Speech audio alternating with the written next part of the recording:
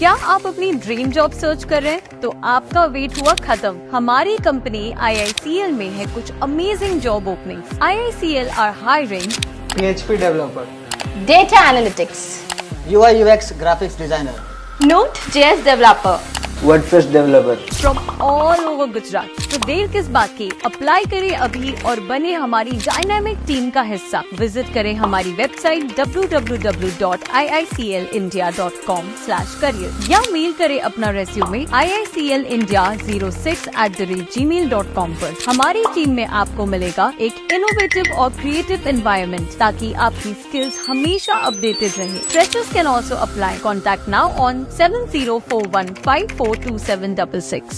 નેત્રંગ વાલિયા તાલુકાના 20 ગામના ખેડૂત આગેવાનોએ જળ સંપત્તિ મંત્રી ઈશ્વરસિંહ પટેલ સાથે મુલાકાત કરી સિંચાઈ અને પીવાના પાણીના પ્રશ્નો અંગે રજૂઆત કરી હતી. બેઠકમાં નાના ચેક ડેમોના સમારકામ અને કરજણ સિંચાઈ યોજનાના મુદ્દે પણ ચર્ચા થઈ હતી.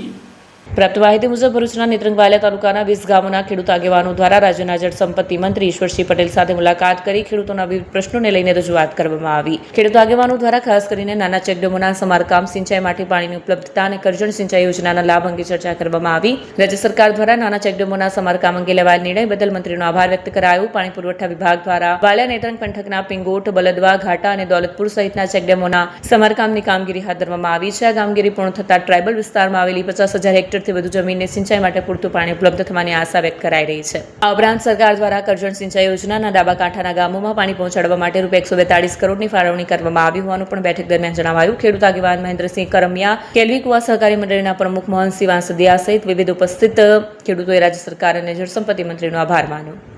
આજ રોજ વાલિયા અને નેત્રંગ તાલુકાના ખેડૂત પ્રતિનિધિઓ માન્ય સિંચાઈ મંત્રી, જળ સંપત્તિ અને પાણી પુરવઠા મંત્રી શ્રી ઈશ્વરસિંહ પટેલ સાહેબને પંડવાઈ સુગર ખાતે ખેડૂતો મળવા માટે આવેલા છે અને ખેડૂતો માન્ય મંત્રીશ્રીનો આભાર માને છે.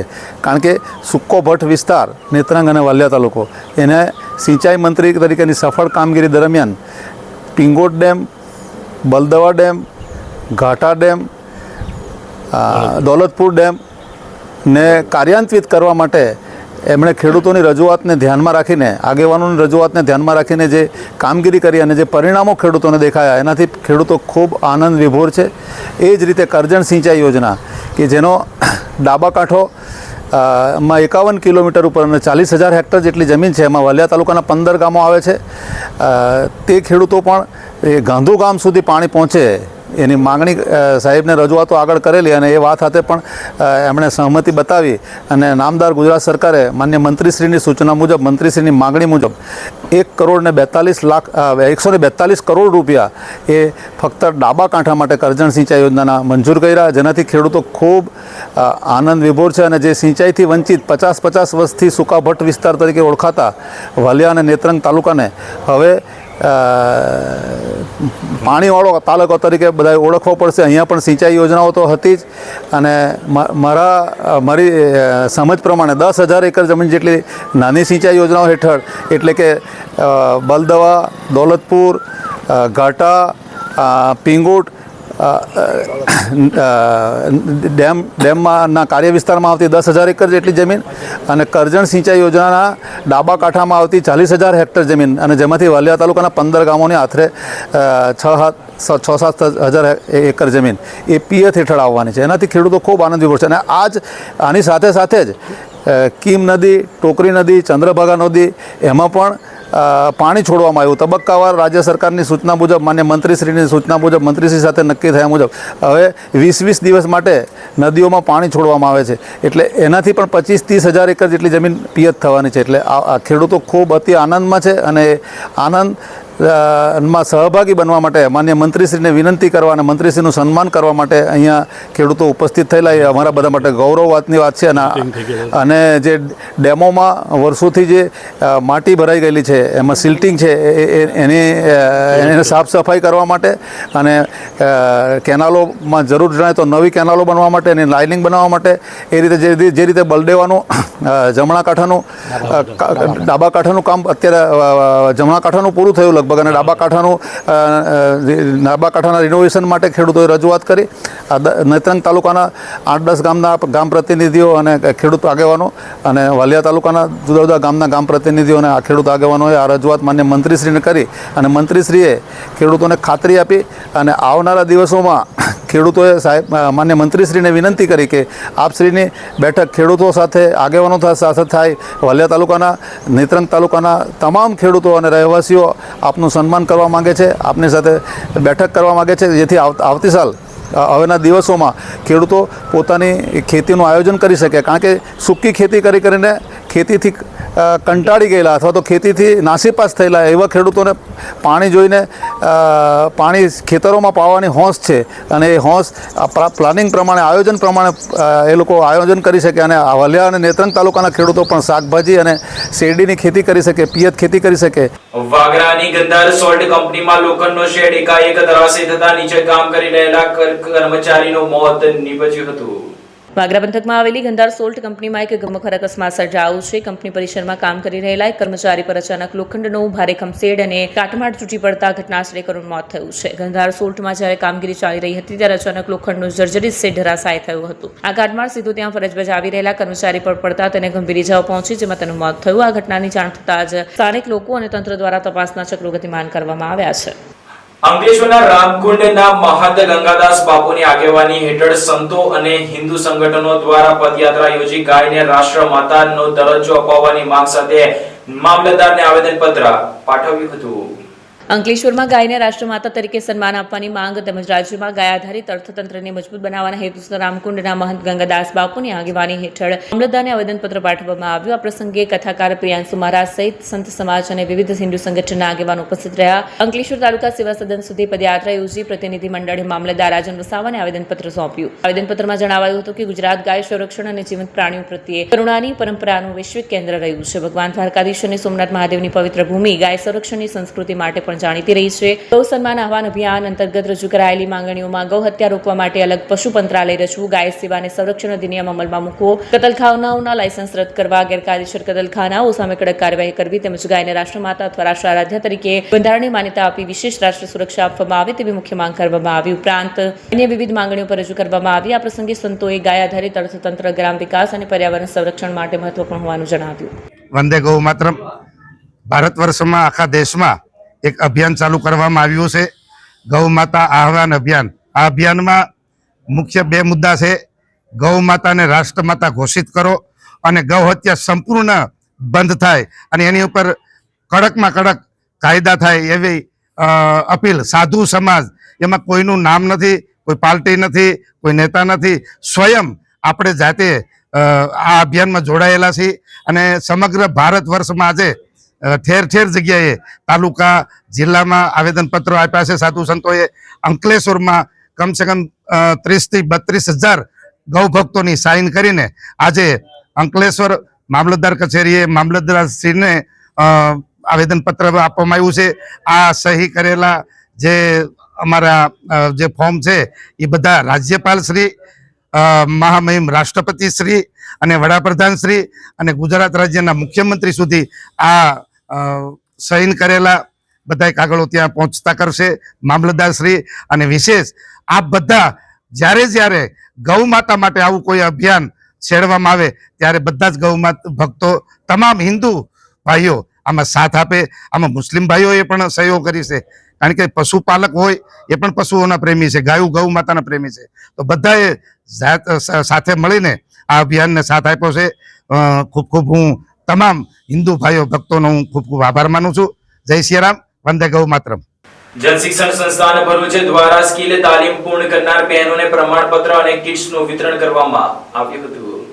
પીજીપી ક્લાસ લિમિટેડ જંબુસર તથા કોસંબા ક્લાસના સૌજન્યથી CSR પ્રોગ્રામ હેઠળ જનશિક્ષણ સંસ્થાન ભરૂચ દ્વારા જંબુસર તાલુકાના ઉચ્છત ગામે વોકેશનલ સ્કિલ ટ્રેનિંગ પ્રોગ્રામ હેઠળ બ્યુટી કેર આસિસ્ટન્ટ તથા આસિસ્ટન્ટ ડ્રેસ મેકર તાલીમ કાર્યક્રમનું આયોજન કરાયું હતું, જેમાં 20 બહેનોને બ્યુટી કેર આસિસ્ટન્ટ તથા 29 બહેનોને આસિસ્ટન્ટ ડ્રેસ મેકરની તાલીમ આપવામાં આવી હતી. આ તાલીમમાં સફળ થયેલ તમામ ઉમેદવાર બહેનોને પીજીપી ક્લાસ લિમિટેડ તરફથી કિટ્સનું વિતરણ કરાયું. આ પ્રસંગે ગામના સરપંચ વિજયસિંહ રાજ, ડેપ્યુટી સરપંચ દિલીપ ગોહિલ, પંચાયત સભ્ય રંજનબેન પઢિયાર, રેખાબેન ભૂપેન્દ્રસિંહ પરમાર વગેરેના હસ્તે કિટ્સ અને પ્રમાણપત્રો અર્પણ કરાયા. પ્રસંગે પીજીપી ક્લાસના સાઇટ હેડ દિનેશ લોહાણા, JSSના નિયામક ઝ્યુનલ સૈયદ, ફિલ્ડ કોઓર્ડિનેટર KP કઠોલિયા તથા JS કાગઝી તેમજ પ્રશિક્ષકો ફાલ્ગુની પટેલ, માયાબેન બજરંગ, તુષાર દીક્ષિત, અરવિંદ પટેલ, ડોક્ટર ઝિમઝિમ કોઠારી, મહેકબેન, મોઇના ખાતુન, દિવ્યા ચતુર્વેદી વગેરે ઉપસ્થિત રહ્યા હતા.